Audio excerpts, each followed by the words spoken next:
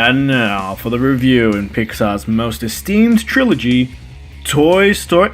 just kidding, it's Cars.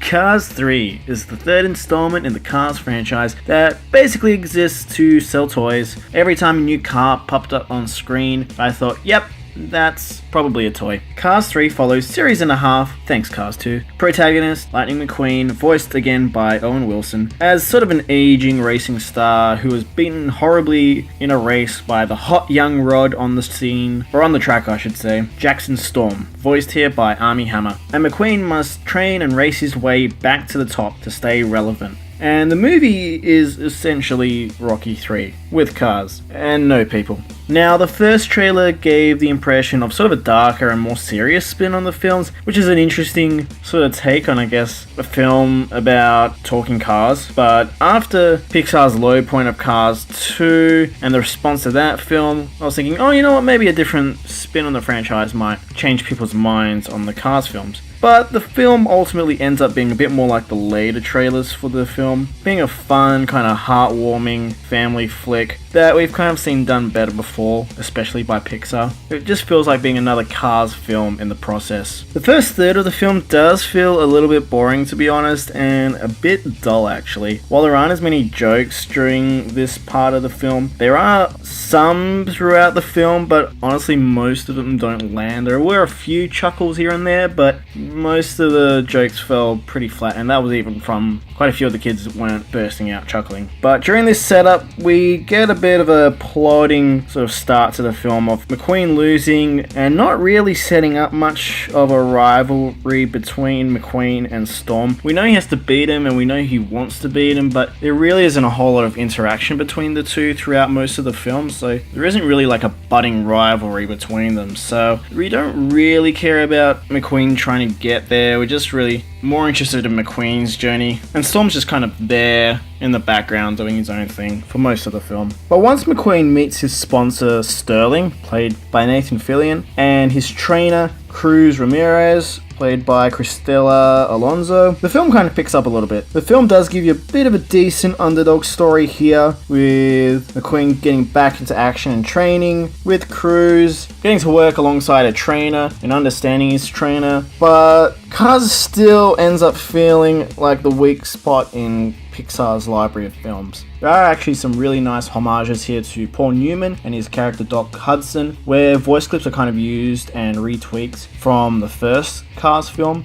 and it's actually handled quite nicely and respectfully to Paul Newman. He's not overused or anything, he's sort of used at the right times, and at least with animation you can kind of get away with using deceased actors' work rather than it coming across as kind of creepy. Thank you, Rogue One. But the film does tend to bang life lesson speeches over your head just a little bit too much, and I think if the humor had landed a little bit more to balance things out a little bit, I think it would have worked. The film's very much about passing legacies on to the next generation. Throughout the film, McQueen is told that he's old. Like everyone around him just reminds him that he's old. Cruz Ramirez is a little bit annoying at the start of the film, but as the film kind of progresses, she becomes a little bit more likable. The animation here again is outstanding. I mean, this is what you would expect from a Pixar film. They are still the top of their game in the animation world. Every frame, every car, every vista looks absolutely gorgeous here. Randy Newman's score is just okay. It's sort of an average Disney Pixar movie score. There are moments where I think some changes in style would have actually added to the film. Just something a bit more maybe to get you pumped up for a big race or something like that. Just comes across as just a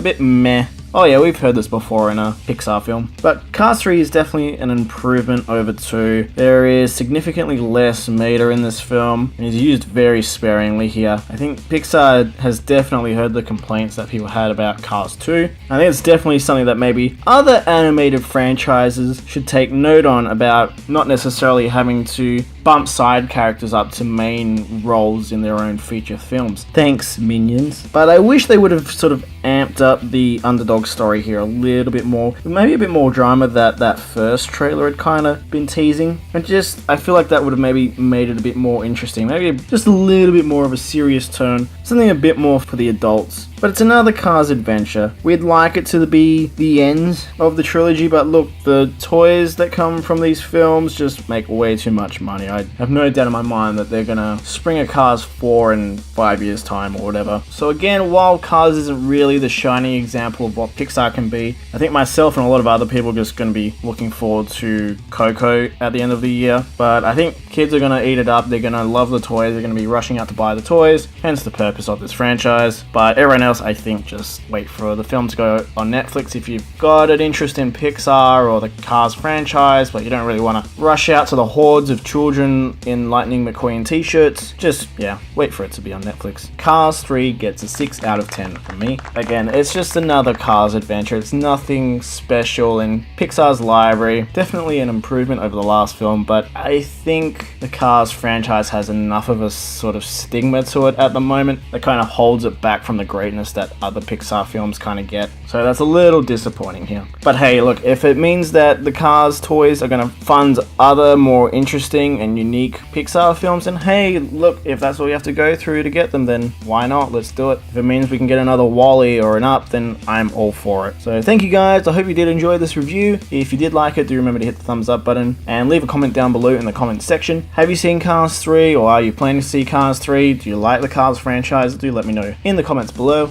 And also, if you'd like to subscribe, do press the little subscribe button with the little bell next to it, which will remind you of when the Mono Report uploads new content. And you can also follow the Mono Report on Facebook and Twitter at the Mono Report. Thank you so much, guys, and don't forget to stay right here for your Mono Fix. Bye, guys.